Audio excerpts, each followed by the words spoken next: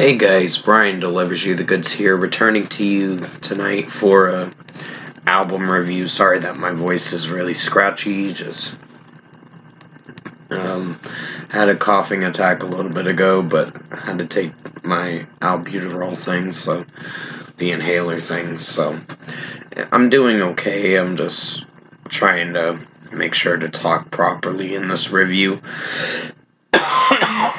Excuse me. So, this is for Windwaker Hyperviolence album that I'm going to be reviewing for you guys tonight.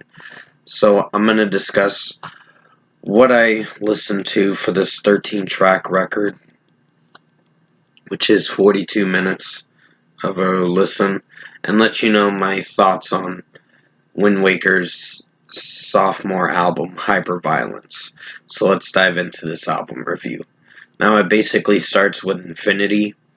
And off the bat, I really did enjoy this track. This was actually well produced, well mixed, and Liam's vocals, the new vocalist who's taking over for Will King's spot, which apparently Will King decided to leave the part ways with the band for the time being due to studying psychology, which for him, honestly, I hope things go well for him.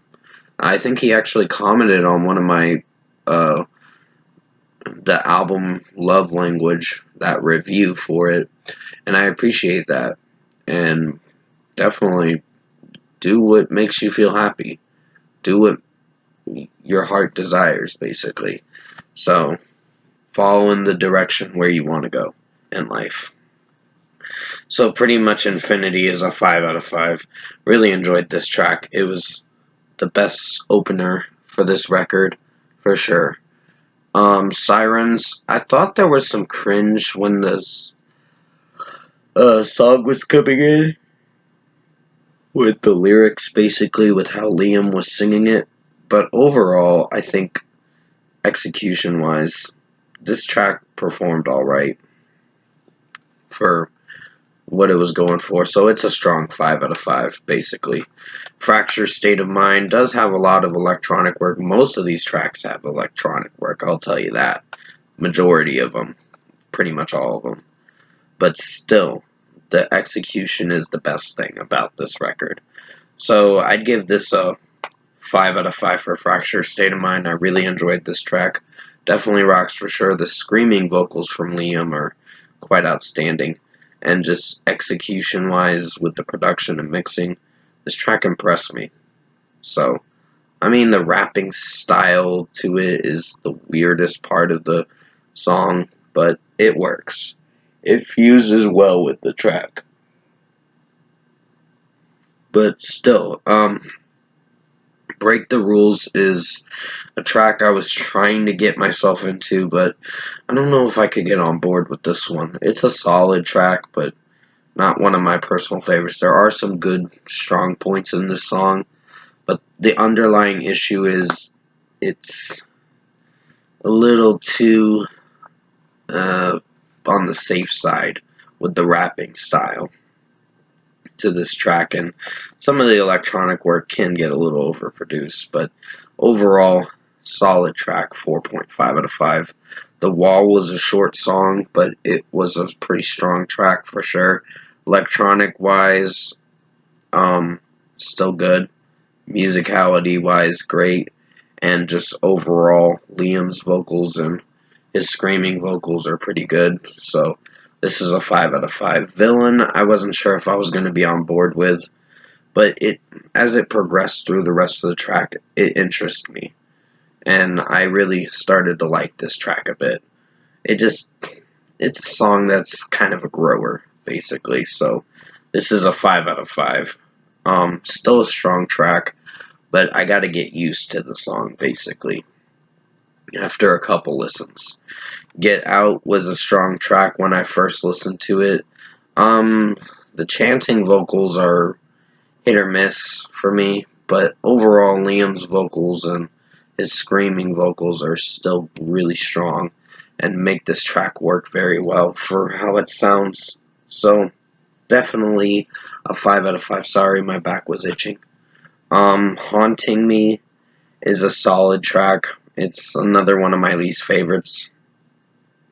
I don't necessarily hate this song, but I think execution-wise, it's fairly solid. There's some cringe points through this track with how Liam's singing the track, and just execution-wise with the electronic work, it's a little on the safe side. So 4.5 out of 5. Vertigo had some rapping in it, but it still was a strong track for how it sounded. And this was a track I could get used to, and the scream vocals from Liam are pretty outstanding. So 5 out of 5 definitely rocks for sure. Hypnotize was a little on the safe side for the start of the song, but it progressed as it went on, and in a good way. And that's what I appreciated about Windwaker with this song and basically most of this album. This album is really strong, I'll give you that. But I'll give them this. The album is going to get a good score.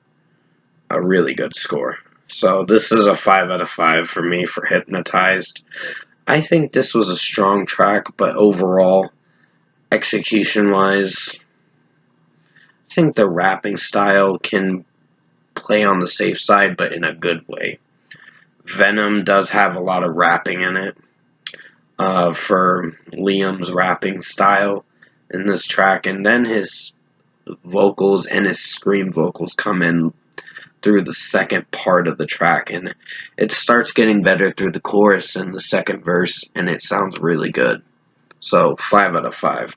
Tabula Rasa is the second to last song for this record, and it is a strong track for sure.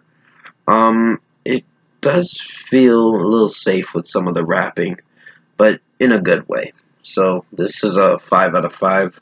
And then we get to the closer, Juliet. And sorry about the background noise, that's my eBay thing. So Juliet is the closing track. It's a nice closing song and a strong closing track. I think Liam's clean vocals sound really good in this song. And mixing-wise, there is a lot of electronic work mixed in with his vocal tone in this track that can be good and play it on the safe side. But still, strong song, definitely a thumbs up, and a 5 out of 5 for me. Overall, production, mixing, and execution-wise, I think this album was better than Love Language. I will tell you that. Their sophomore album stepped it up quite a bit in a good way.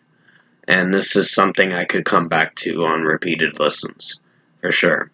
So, first score for me, Hyperviolence is getting a 9 out of 10. Really awesome album.